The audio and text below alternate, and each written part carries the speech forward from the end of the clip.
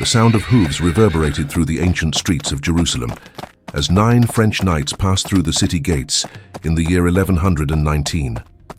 At that moment, their cloaks bore no trace of the red cross that would eventually become their emblem. Their coffers were devoid of the immense wealth that in time would cause kings to tremble, and their names were scarcely known beyond the borders of their native France. Yet in that decisive instant, when Hugh de Payens and his companions stood before King Baldwin II with a proposition that would alter the trajectory of medieval history, the first chapter of a legend destined to endure for centuries was quietly being written.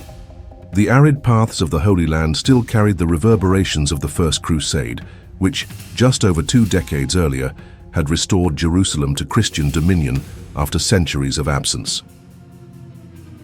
Yet military victory had not ushered in lasting peace. The routes to the sacred sites remained plagued by bandits, hostile militias, and marauding groups who viewed Christian pilgrims as vulnerable and profitable targets. It was within this landscape of relentless peril that these 9 men, bound by ties deeper than mere martial fellowship, pledged their swords and their very lives to a cause that, outwardly, promised them no personal gain. If this type of historical account about medieval orders fascinates you, we invite you to subscribe to the channel so you don't miss the most extraordinary stories from our European past. The background of these earliest Templars reveals dimensions far more complex than those typically recounted in traditional histories. They were not simple adventurers in pursuit of fame or riches, but members of the French high aristocracy, connected by blood to some of the most powerful noble houses of the realm. Hugh de Payens, who would establish the order, maintained strong ties with the county of Champagne, a region that at the time stood at the forefront of Europe's intellectual and commercial development. His fellow knights, though remembered by history with varying degrees of clarity, shared comparable origins. They were individuals who had forsaken lives filled with privilege, influence, and ease to commit themselves to a path of hardship and self-denial in distant and often hostile territories. King Baldwin II, ruler of a fragile Christian kingdom encircled by enemies and perpetually facing the threat of unrest, swiftly grasped the significance of the knights' proposal. Yet his decision to offer them quarters within the remnants of the ancient Temple of Solomon, situated on Jerusalem's revered Temple Mount, went beyond mere strategic considerations. This location, sacred to Jews, Christians, and Muslims alike, stood as the symbolic core of monotheistic tradition, its age-old stones resonating with the legacy of a holy past that stretched back to the era of King David and his son Solomon. It was in this space charged with religious and historical significance that the poor Knights of Christ and of the Temple of Solomon were officially born, a name that over time would be shortened to the simple but powerful appellation of Templars. The first seal of the order, which showed 2 knights sharing a single mount, would become the perfect symbol of their foundational values: economic humility, absolute fraternity among its members, and the renunciation of material goods that characterized the monastic orders of the time. However, this image of simplicity and devotion would soon give way to a much more complex and fascinating reality. The years that followed their establishment in Jerusalem were marked by a gradual but profound transformation that would turn these poor knights into one of the richest, most feared, and most mysterious institutions in all of medieval Christendom. The true turning point in Templar history came with the official recognition by the Catholic Church. In the year 1229, the Council of Troyes granted the order the papal approval they had so sought, largely thanks to the decisive influence of Bernard of Clairvaux, one of the most respected and politically influential men of his time.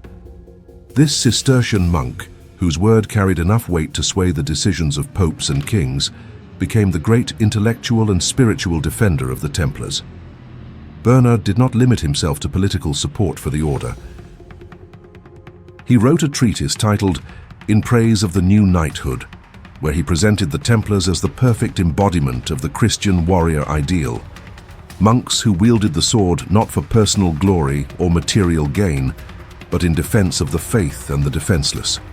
This revolutionary conceptualization of war as a religious act, of combat as a form of prayer, resonated deeply in a society that until then had seen military violence and spiritual life as fundamentally incompatible concepts. Papal approval opened the floodgates of European generosity. Nobles from all corners of Christendom, seduced by this new ideal of knighthood that united monastic discipline with military excellence, began donating lands, riches, entire castles, and even sent their own sons to join the Templar ranks. These donations, often accompanied by generous endowments, not only represented acts of religious devotion, but also investments in social and political prestige. The situation became even more favorable for the order in the year 1139, when Pope Innocent II issued the papal bull Omne Datum Optimum, which granted the Templars extraordinary and unprecedented privileges in ecclesiastical history. Total exemption from taxes, complete autonomy from local bishops, and direct subjection solely to the Pope turned the order into what, for all practical purposes, constituted an independent state within medieval Europe, a transnational entity with growing influence and power that operated above local and national jurisdictions. To manage this exponentially growing wealth, the Templars created a vast network of commanderies, fortresses that functioned simultaneously as administrative, military, and commercial centers, strategically scattered throughout Europe and the Middle East. Each of these facilities was self-sustaining, generating income through intensive agriculture, the trade of local products, hospitality for pilgrims and travelers, and constant donations from the faithful and nobility. But the true genius of the Templars lay in their revolutionary financial vision. They developed a system that can be considered, without exaggeration, one of the first banking models in Western history. A pilgrim could deposit their funds in a commandery located in France, receive a coded and ciphered document in return, and withdraw equivalent values upon arriving in the Holy Land, thus avoiding the deadly risk of crossing hostile territories carrying cash. This system, besides being extremely practical, represented a financial innovation that was centuries ahead of its time. The trust generated by this system quickly extended far beyond common pilgrims. Monarchs, aristocrats, and prominent merchants began to place their wealth under the management of the Templars. The Knights of the Temple formally engaged in lending resources, skillfully circumventing the Christian prohibition against charging interest by implementing clever administrative fees that fulfilled the same financial role. They provided funding for military campaigns, major commercial enterprises, exploratory missions, and even oversaw the full management of noble estates across Europe. If you're intrigued to learn more about the medieval innovations that shaped our modern world, don't forget to turn on notifications to stay informed about our upcoming videos. In less than a century, those 9 humble knights had managed to transform their order into what many historians consider the first multinational corporation in history, with operational branches in the principal Christian kingdoms and accumulated wealth that rivaled that of the most powerful monarchies of the time. This meteoric rise raises fascinating questions about the methods, knowledge, and contacts that could have facilitated such a transformation. What truly made the Templars unique was precisely their dual nature, which for the medieval mindset represented an almost impossible contradiction to reconcile. They were, simultaneously, monks dedicated to divine contemplation and warriors trained for the most brutal combat. They lived under an extremely rigid monastic rule, inspired by that of the Benedictines, but adapted specifically for military life under conditions of constant warfare.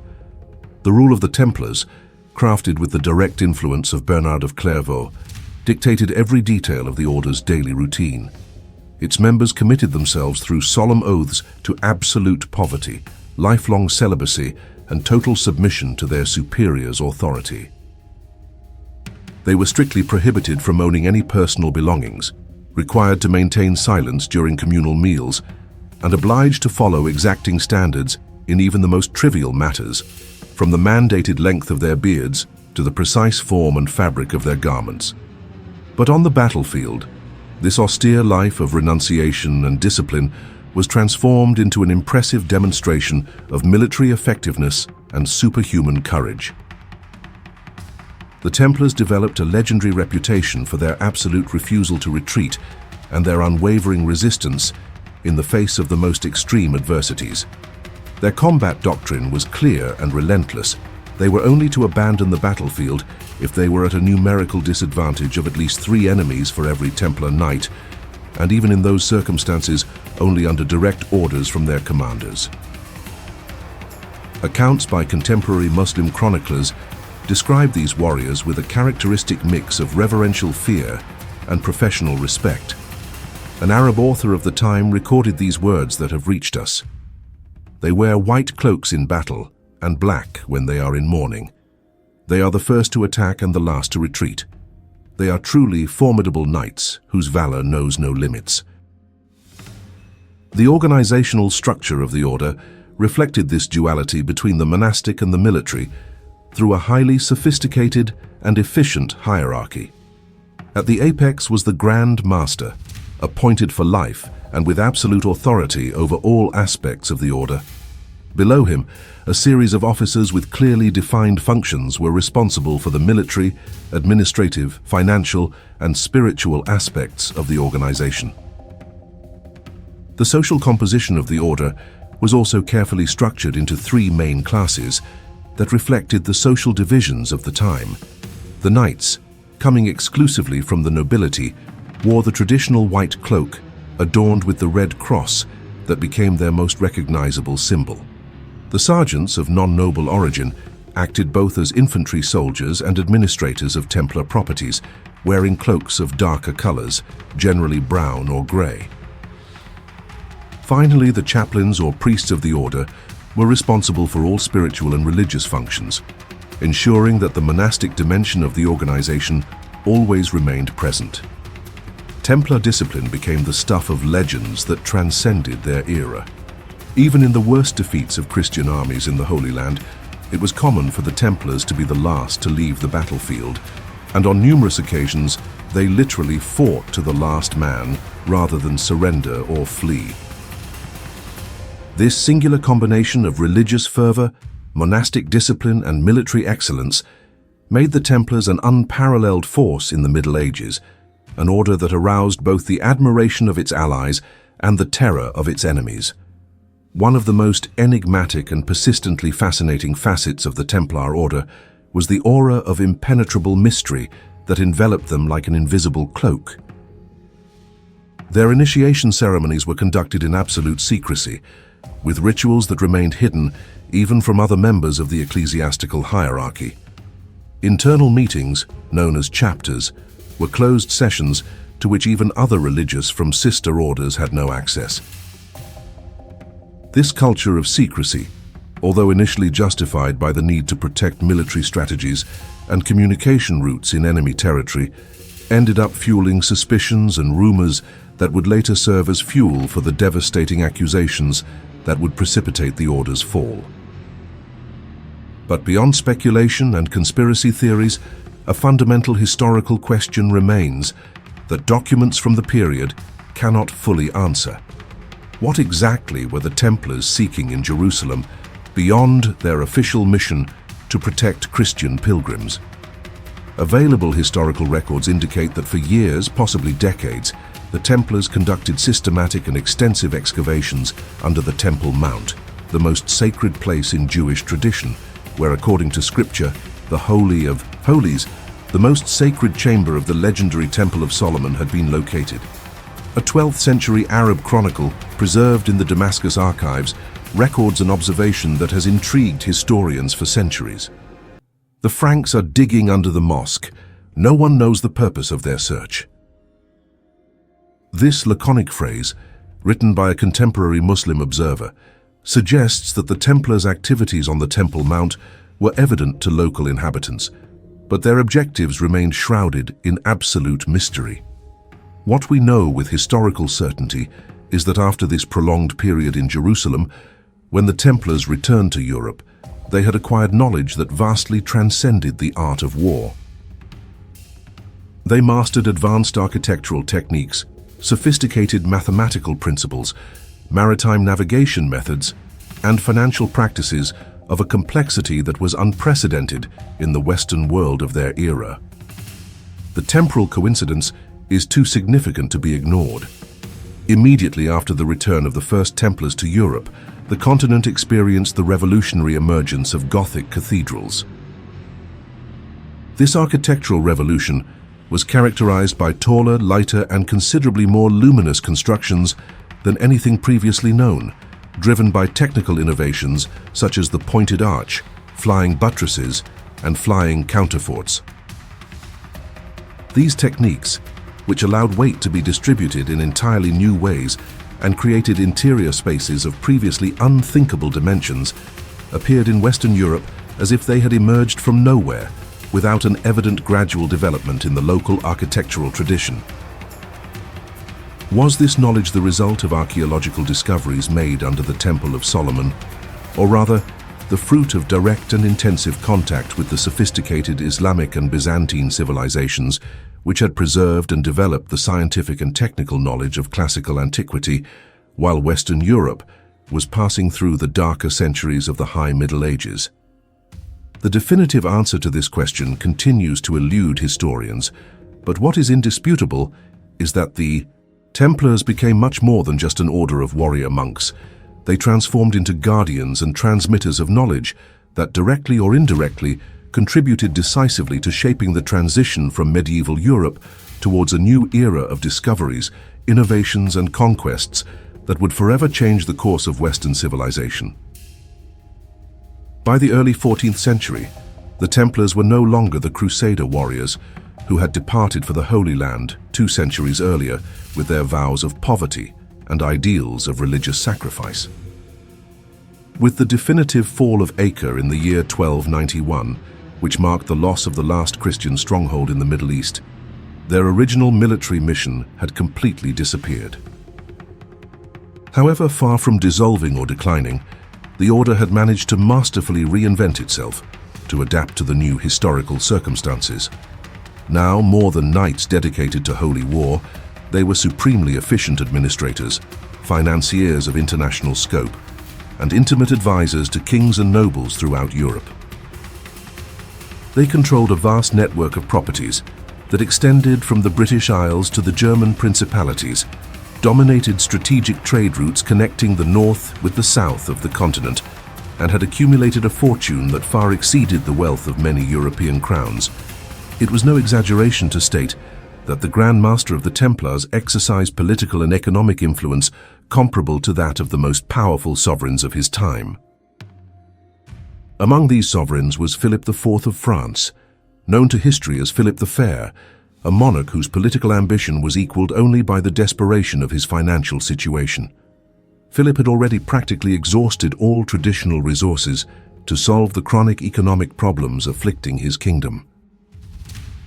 He had expelled the Jews from France in the year 1306, confiscating all their goods and properties, a measure that provided temporary relief but also deprived the kingdom of one of its most economically active communities. Subsequently, he had systematically persecuted the Lombard bankers, appropriating their riches through accusations of usury and illegitimate commercial practices. But even these drastic measures had not been enough to stabilize royal finances. Philip found himself in a desperate situation, with a practically empty royal treasury and military and political commitments that required resources he simply did not possess. At this critical juncture, his eyes inevitably turned to the last great treasure that remained beyond his reach: the riches accumulated by the Templars over 2 centuries of donations, investments, and successful financial operations. With the help of his relentless advisor William de Nogaret, a jurist of bourgeois origin, whose loyalty to the king was absolute and whose methods knew no moral scruples, Philip began to plot a meticulous and devastatingly effective plan to destroy the Templar order and seize all its assets. The operation they conceived required unprecedented coordination, a level of absolute secrecy, and a precision in execution that left no room whatsoever for error or resistance. In the dawn of Friday, October 13th of the year 1307, a date which according to some theories gave rise to the popular superstition about the bad luck associated with Friday the 13th, French royal guards simultaneously executed a coordinated operation that covered the entire territory of the kingdom.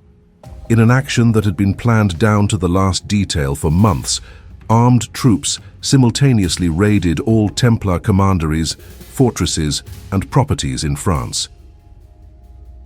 The orders the soldiers carried were clear, precise, and ruthless. Arrest all members of the order without any exception, from the highest dignitary to the humblest servant, confiscate all movable and immovable property, and ensure that no Templar could escape or send warnings to their brothers in other kingdoms. The operation was a resounding success from a logistical standpoint. In the span of a few hours, one of Europe's most powerful and extensive organizations had been completely dismantled on French territory. The accusations that Philip and his advisors had prepared against the Templars constituted a sensationalist compendium of the gravest crimes the medieval mindset could conceive. Heresy, idolatry, obscene rituals contrary to Christian morality, worship of an enigmatic idol called Baphomet, aberrant sexual practices, denial of the Christian faith through sacrilegious acts such as spitting on the cross, and a long list of transgressions that combined elements of distorted truth with completely fabricated inventions for the purposes of the accusation. Under the systematic application of brutal tortures that included the rack, the application of hot irons to the soles of the feet, the dislocation of joints, and other methods specifically designed to break physical and mental resistance, numerous Templars ended up confessing to crimes they had never committed. However, in the rare moments when they could express themselves freely, without the immediate pressure of torture, these same men systematically retracted their previous confessions, claiming that they had been extracted through unbearable physical violence. Pope Clement V, who had initially shown hesitation and resistance to Philip's accusations, ended up gradually yielding to the political and diplomatic pressure exerted by the French crown. In the year 1312, through the papal bull Vox in Excelso, the Order of the Templars was officially dissolved by pontifical decree, formally ending almost 2 centuries of institutional existence. 2 years later, on March 18th of the year 1314, Jacques de Molay, the last Templar Grand Master, was led to a small island in the river Seine, in the heart of Paris, to be executed at the stake.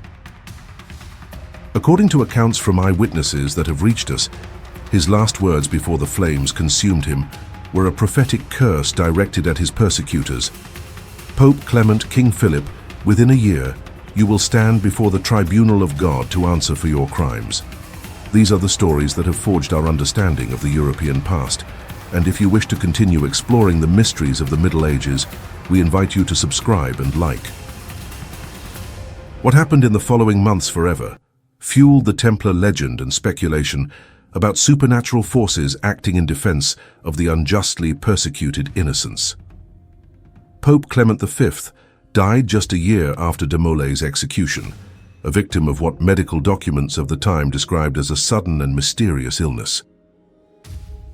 Philip IV followed the same fate shortly after, dying before the end of that same year, under circumstances that contemporary chroniclers considered equally inexplicable. But the most enduring and fascinating mystery of this entire history does not lie in these seemingly prophetic deaths, but in the fate of the legendary Templar treasure.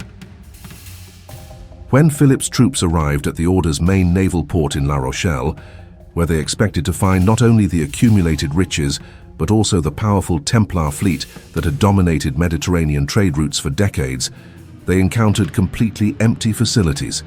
The ships had disappeared without a trace, taking with them whatever the Templars considered more valuable than their own lives. This simultaneous disappearance of the Templar fleet and treasure has fueled the most diverse speculation for 7 centuries about the final destination of the Order's riches. Were they transported to pre-established safe locations? Did they take refuge in kingdoms where the Templars enjoyed protection? Or were they perhaps hidden in secret locations that remain unknown to this day? These questions remain without a definitive answer, constituting one of the most persistent and captivating historical enigmas of medieval history. Although the Order of the Templars was officially extinguished by papal decree, historical reality proved to be more complex and nuanced than the administrative decisions of the ecclesiastical authorities. In the Kingdom of Portugal, King Dom Dinis adopted a radically different position from other European monarchs, categorically refusing to persecute the Templars who were in his territories. Instead of following the example of Philip the Fair, Dom Dinis undertook direct diplomatic negotiations with Pope John XXII to create a solution that would preserve both religious orthodoxy and the valuable services that the Templars could continue rendering to Christendom.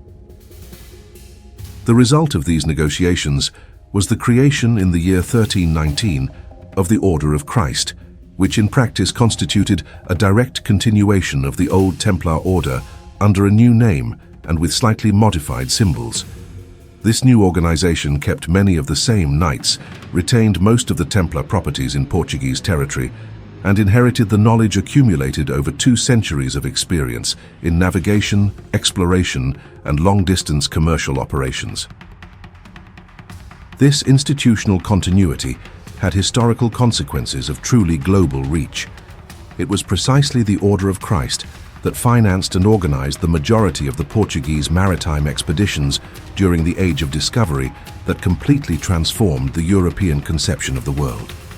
The caravels that sailed unknown oceans, opening maritime routes to Africa, Asia, and America, proudly displayed on their sails the slightly restyled Templar cross, known as the Cross of the Order of Christ.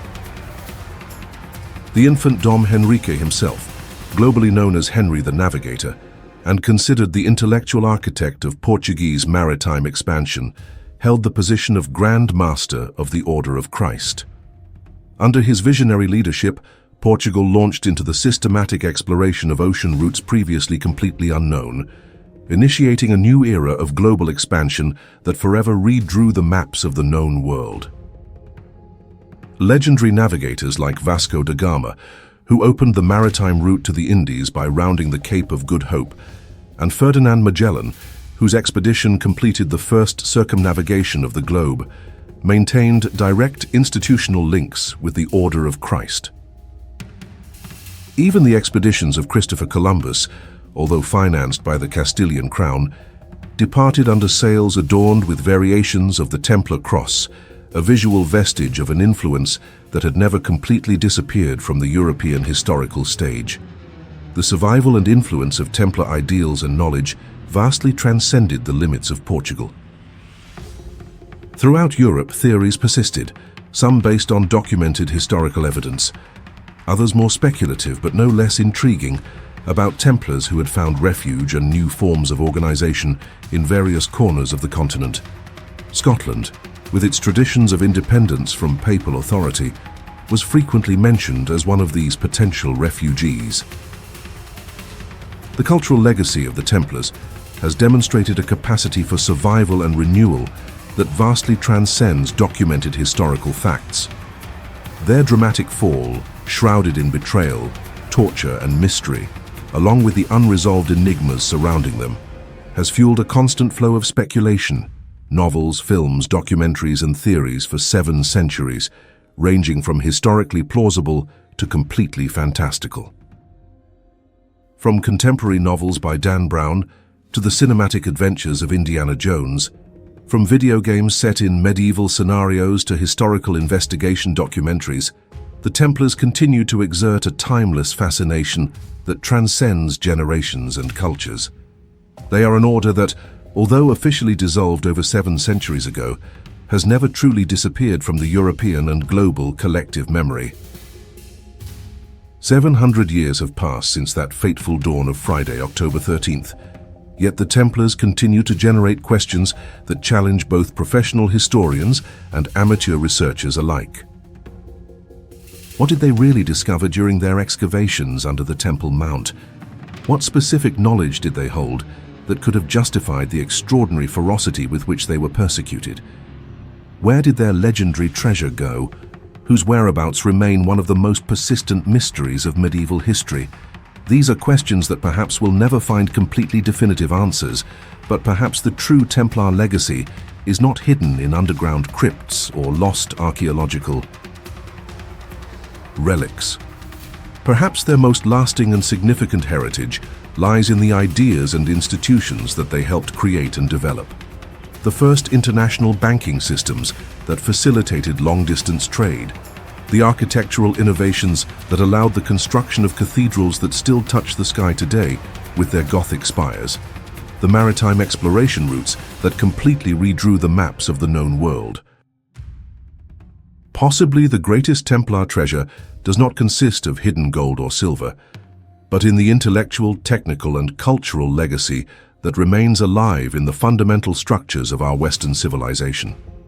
The question that resonates through the centuries is not so much whether the Templars were victims of the greed of an indebted king, or if they truly held secrets so dangerous that they needed to be silenced forever.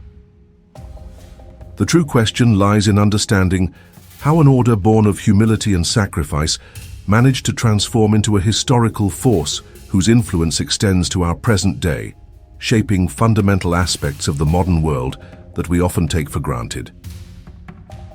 The Templars represent ultimately a unique historical phenomenon, a demonstration of how ideas, when combined with efficient organization, strategic vision, and adaptability in the face of changing circumstances, can transcend the limitations of time and space and become transformative forces that redefine the course of human civilization.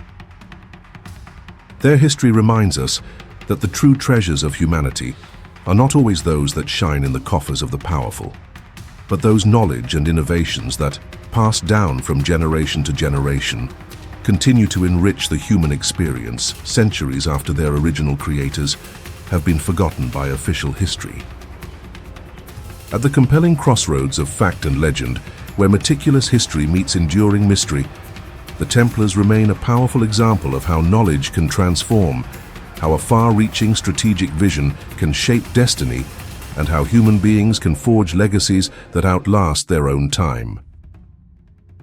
If this journey into the secrets of the Templars has sparked your interest in the captivating mysteries of our medieval heritage, we warmly invite you to subscribe to the channel, activate notifications, and share this content with fellow history lovers.